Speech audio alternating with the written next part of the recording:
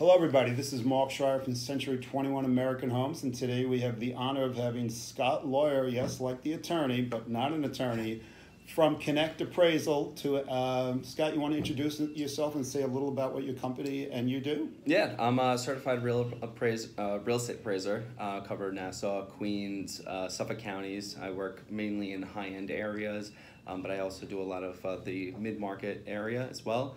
I also own a appraisal management company, but no reason to get into that. So I know today you were looking to get some questions answered on the appraisal side, because you never really get to meet an appraiser. Right. I've made some videos myself about appraisals, but today we're going to get the professional's viewpoint and see if I actually know what I was talking about, which I hope I did. Stay tuned and you will see that in the upcoming section.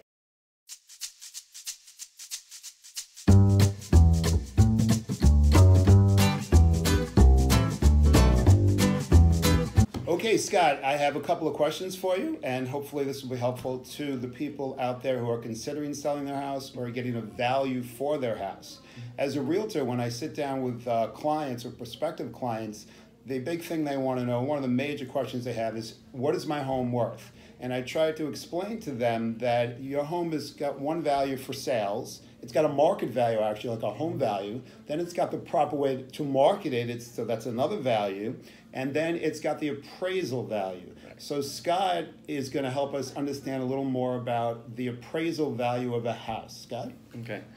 First thing I always like to mention is that the reason you're getting an appraisal is because the bank is making a loan on your house. So they hire the appraiser to figure out how much the home is worth so they can make a determination of how much they want to loan to you based on the value of that house.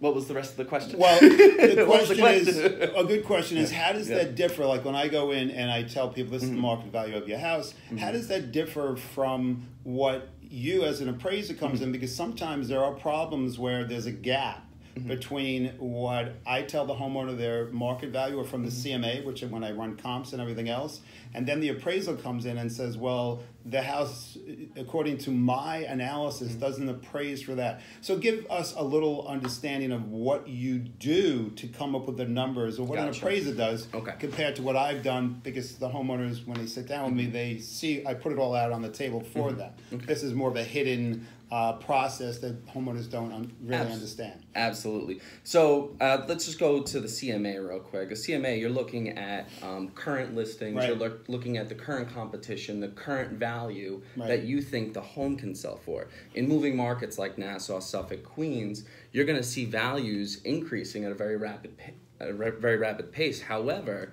when an appraiser looks at the data, we're always going to be 3 months behind. Right. And we're 3 to 6 months behind because data hasn't caught up yet to where you guys are selling. So that's the difference between a good appraiser, they're able to adjust for time, but most appraisers don't have that savviness to be able to look at the time aspect of what's going on in a particular market.